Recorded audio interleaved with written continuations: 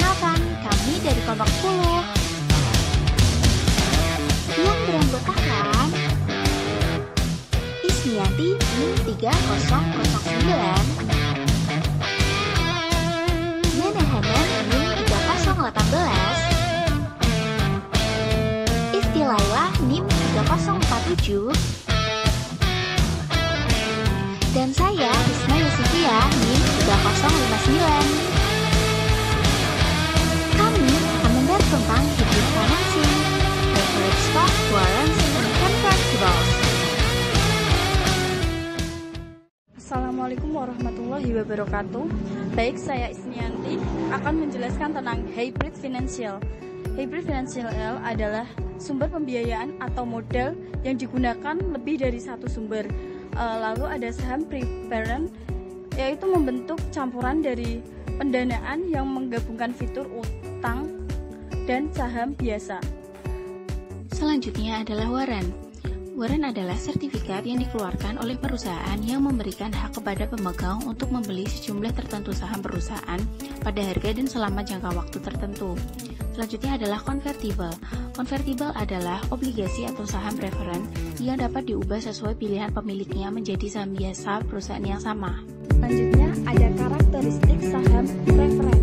Yang pertama itu tidak ada hak voting, lalu yang kedua ada nilai nominal, yang ketiga ada dividen besarnya tetap, lalu yang keempat ada tidak jatuh tempo, dan kelima yang terakhir yaitu dividen bersifat kumulatif.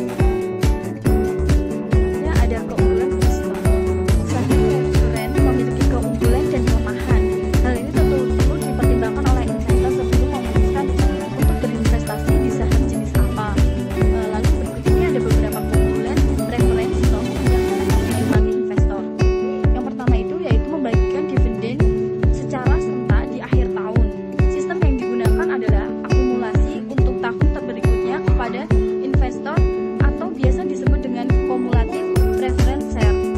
Lalu yang kedua yaitu pemilik preference stock punya aksesoris atau keuntungan perusahaan yang masih tersisa atau disebut participating preference share. Lalu ada yang ketiga yaitu nilai dividen yang diperoleh pemilik preference stock lebih besar ketimbang saham biasa. Jika perusahaan melakukan likuiditas, maka pemberian yang uang hasil investasi akan diprioritaskan untuk pemilik preference stock ketimbang pemilik saham biasa. Berikut adalah beberapa keuntungan saham preferred. Yang pertama, berbeda dengan obligasi, kewajiban untuk membayar dividen preferred tidak tegas, dan memberikan atau tidak membayar dividen yang disukai tidak dapat membuat perusahaan untuk bangkrut.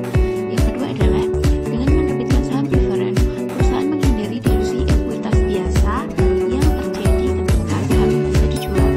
Yang ketiga adalah, karena saham preferred terkadang tidak memiliki jatuh tempo dan karena saham preferred tenggelam. Kemudian yang selanjutnya adalah kelemahan saham preferred.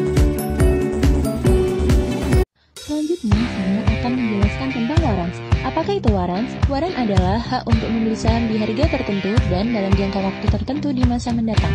Umumnya, warrant diterbitkan bersama dengan hutang dan digunakan untuk mendorong investor untuk membeli hutang jangka panjang dengan tingkat kupon yang lebih rendah.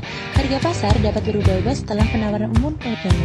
Ketika harga tersebut naik, maka pemilik warrant akan mendapatkan keuntungan. Tapi ketika harga pasar turun, maka pemilik warrant akan mengalami kerugian. Untuk apa sih menerbitkan warrant? Pada awalnya, warrant digunakan oleh perusahaan yang kurang potensial untuk menerbitkan saham guna melancarkan penjualan obligasi. Dengan demikian, warrant sering disebut sebagai pemanis atau sweetener dalam penerbitan obligasi. Yang kedua, dengan adanya warrant, pembeli obligasi akan mempunyai kesempatan menikmati kenaikan saham perusahaan atau capital gain. Jika harga saham naik melebihi harga baru yang tertera pada warrant, pemegang warrant akan mengeksersis warrant. Kesempatan ini tidak dinikmati oleh pemegang obligasi tanpa warrant yang hanya menikmati bunga yang tetap pada tingkat keuntungan perusahaan apapun. Ciri-ciri warrant. Yang pertama, penukaran dari saham ke warrant dilakukan setelah 6 bulan diterbitkan. Kedua, masa berlaku warrant yaitu antara 3-10 tahun atau lebih. Yang ketiga, exercise price jauh lebih tinggi daripada harga pasar saham saat diterbitkan. Kelemahan waran yang pertama, tidak memiliki dividen dan tidak memiliki hak suara pada perusahaan publik karena pemiliknya bukan pemegang saham perseroan. Kedua, periode perdagangan waran terbilang lama, yaitu 3-5 tahun. Yang ketiga, harga waran tersebut berfluktuasi selama periode perdagangan.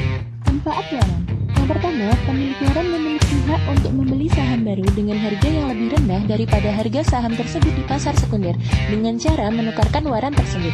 Contohnya, jika seseorang investor membeli waran dengan harga Rp500 per lembar dengan harga pelaksanaan Rp1.500 dan pada tanggal pelaksanaan harga saham perusahaan meningkat menjadi Rp2.500 per saham, maka ia akan membeli saham perusahaan tersebut dengan harga hanya Rp2.000. Jika ia langsung membeli saham perusahaan tersebut di pasar sekunder, ia harus mengeluarkan Rp2.500 per saham. Risiko waran. Jika harga saham pada periode pelaksanaan jatuh dan menjadi lebih rendah daripada harga pelaksanaannya, investor tidak akan menukarkan waran yang dimilikinya dengan saham tersebut, sehingga ia akan mengalami kerugian atas harga beli waran tersebut. Right to convertible. Convertible adalah jenis opsi yang memberikan hak kepada pemegangnya untuk menukar suatu surat utangnya atau saham preference dengan saham biasa. Surat berharga convertible adalah salah satu ciri penting untuk beberapa banyak saham yang akan diterima oleh pemilik convertible jika ia memutuskan akan menukarkan miliknya. Ciri ini didefinisikan dengan rasio konversi atau conversion ratio. Karakteristik dan sifat convertible security. Rasio konversi adalah banyaknya lembar saham biasa yang dapat ditukarkan dengan convertible security seperti pada awal penerbitan. Nilai konversi adalah total nilai pasar untuk saham biasa yang dapat ditukarkan dengan convertible security. Nilai sekuritas atau biasa disebut nilai obligasi convertible security adalah harga convertible itu bila tidak ada sifat-sifat konversinya. Nilai ini dihitung dengan menentukan tingkat pengembalian yang diinginkan dengan kualitas yang sama dan menentukan nilai suku bunga sekarang dan pembayaran pokok hutang pada tingkat pengembalian. Periode konversi sendiri kerap kali dikonversi tidak diperkenankan sampai sekian tahun berlalu atau dibatasi dengan tanggal berakhir penukaran.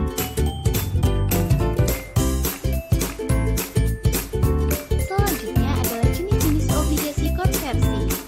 Pertama ada obligasi tukar, kedua ada obligasi wajib konversi, dan yang ketiga adalah obligasi konversi bersyarat.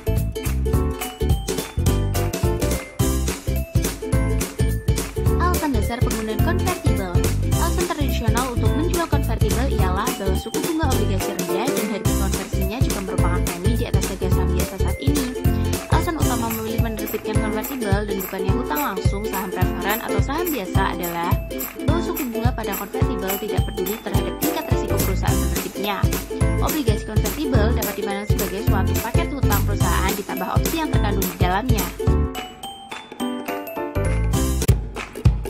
Keuntungan dan kerugian konvertible.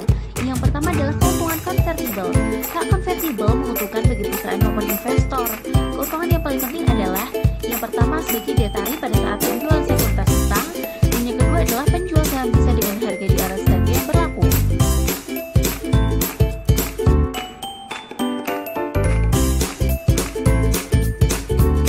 Selanjutnya adalah kerugian konvertible. Dari sudut pandang perusahaan yang mengeluarkannya, sekuritas konvertible mempunyai suatu kerugian. Yang pertama adalah walaupun obligasi konvertible memberikan kesempatan pada perusahaan untuk menjual saham biasa dengan harga 10 sampai dengan 30% di atas harga pasar, saat harga saham naik tinggi sekali, perusahaan mungkin akan menunggu dan menjual saham mereka secara biasa. Yang kedua adalah bila perusahaan memang benar ingin menghimpun modal ekuitas